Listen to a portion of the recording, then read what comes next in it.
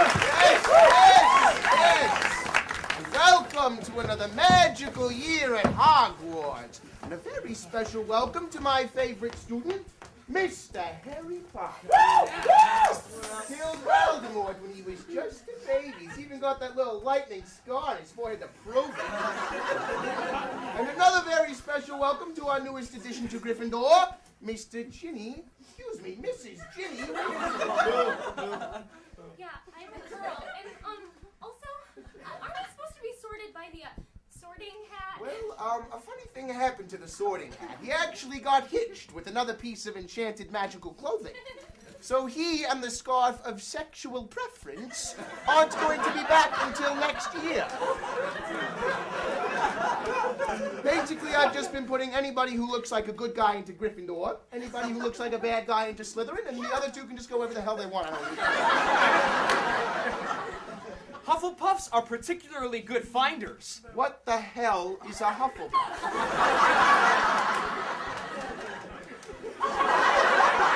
Anyway, it's time now for me to introduce my very good friend and our own potions professor, Mr. Severus Snape. Oh, man. Snape, I hope they fire that guy.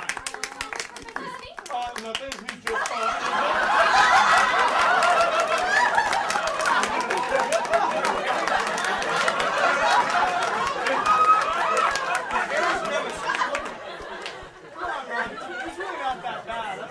Harry Potter! Detention. For talking out of turn. Now, before we begin, I'm going to give you all your very, very first pop quiz. Can anyone tell me what a portkey is? Oh, yes, Miss Granger. A portkey is an enchanted object that, when touched, will transport the one or ones who touch it to anywhere on the globe decided upon by the enchanter. Oh, very good. Now, can anyone tell me what foreshadowing is? Oh, yes, Miss Granger. Foreshadowing is a dramatic device in which an important plot point is mentioned early in the story to return later in a more significant way. Perfect. A portkey is something that when you touch it, it will transport you anywhere. And remember, a portkey can be a sort of seemingly harmless object, like a football or a dolphin. Professor,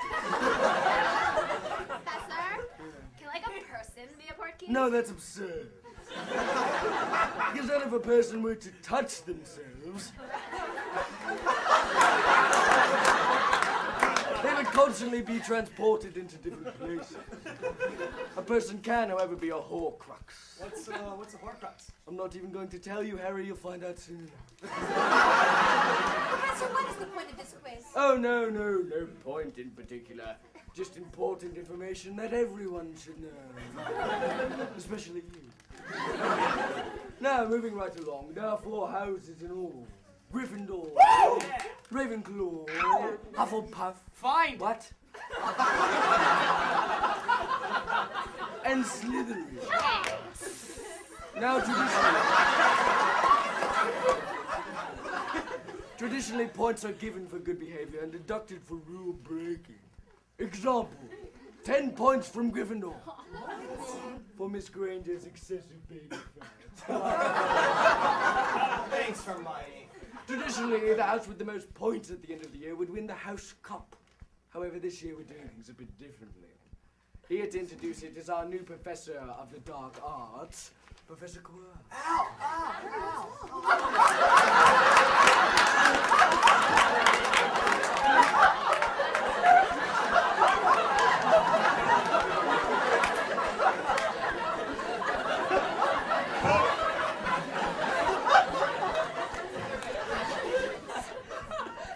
The House Cup, a time-honored tradition.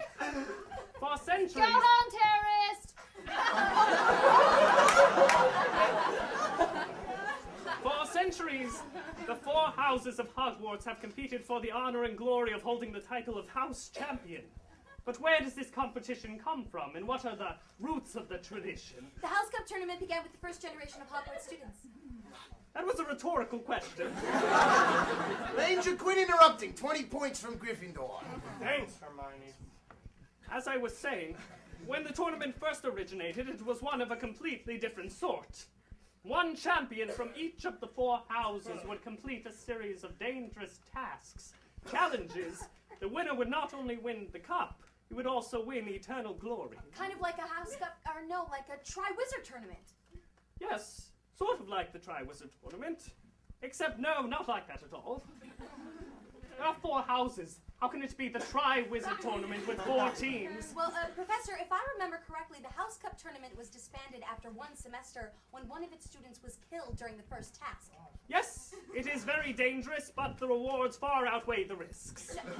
I don't think you heard me. I just said somebody died. Hermione Granger, shut your ungodly, lopsided mouth and quit interrupting. 20 more points. Thanks, Hermione. God, for the cleverest witch of your age, you really can't be a dumbass sometimes. 10 points to Dumbledore. Yes, well, it will be very dangerous, but the winner will be remembered as a hero for ages to come. And as the Professor of Defense Against the Dark Arts, I believe that this practical application is exactly what the curriculum needs to... So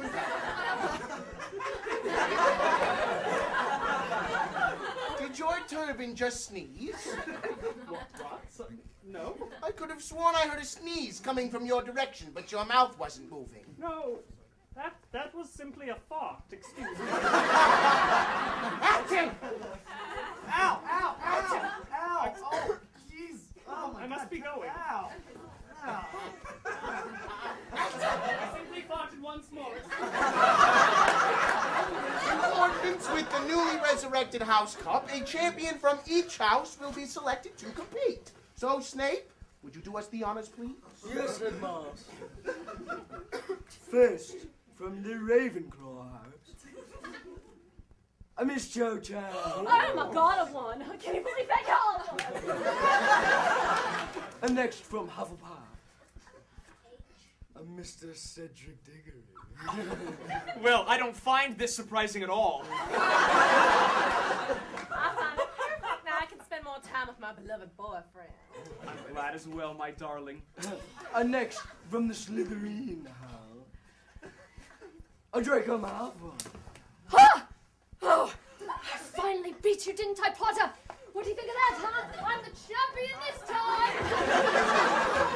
Draco, would you sit down, you little shit? Champion's just a title. And finally, from the Gryffindor house, oh my. Well, isn't this curious?